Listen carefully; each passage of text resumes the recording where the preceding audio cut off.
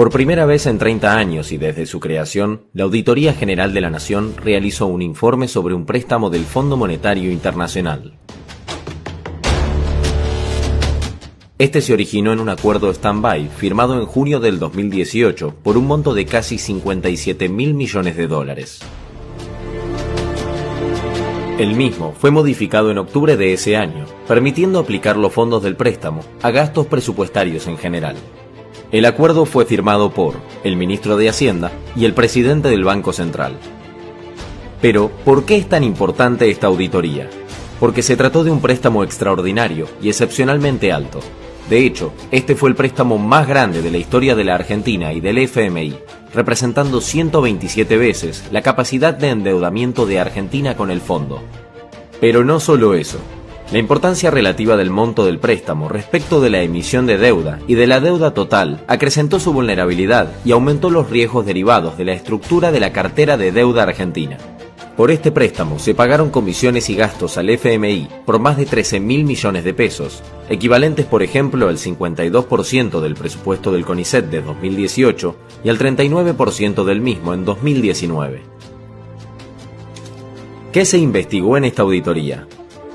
Este informe tuvo como objetivo principal evaluar si el acuerdo stand-by se gestionó mediante procesos y procedimientos que aseguren una gestión eficiente y efectiva de la deuda.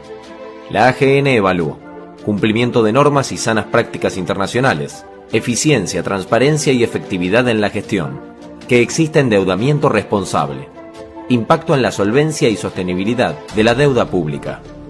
¿Qué reveló esta auditoría? El acuerdo fue firmado por el ministro de Hacienda, quien no tenía facultades para gestionar ni autorizar la deuda pública. No se cumplió con el artículo 61 de la Ley de Administración Financiera, que exige al Banco Central que, en caso de endeudamiento externo, emita un dictamen sobre el impacto de la operación en la balanza de pagos. No se cumplió con la norma que exige que los préstamos multilaterales se aprueben por decreto, ni tampoco pasó por el Congreso. No se implementó el procedimiento aplicable para la autorización, negociación, contratación, administración, control, supervisión de los préstamos. La Jefatura de Gabinete de Ministros no intervino en la etapa de negociación, autorización y suscripción del acuerdo con el FMI, a pesar de tener esa función específica. Tampoco intervinieron las áreas técnicas específicas, en especial el Ministerio de Finanzas, que debía gestionar la deuda. El acuerdo no tuvo intervención previa de la Unidad de Auditoría Interna, porque desde la división de los ministerios no existió esa área en relación con la deuda pública. No se pudo encontrar el documento definitivo del acuerdo, dado que existen múltiples versiones del texto del stand-by. El dictamen jurídico se emitió fuera de término y se basó en una norma que no estaba vigente al momento del acuerdo. Cuando se decidió solicitar el préstamo al FMI, el Ministerio de Hacienda no efectuó análisis sobre costos y riesgos financieros, ni de solvencia y sostenibilidad. El proceso de gestión no fue efectivo ni eficiente para rendir cuentas y asegurar la transparencia y el control en el uso de los fondos.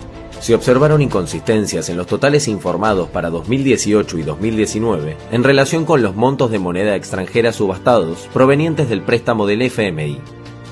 Casi el 30% de los desembolsos del FMI se usaron para financiar la salida de capitales financieros, en tanto el auditado informó que el 71% se usó para cancelar la deuda.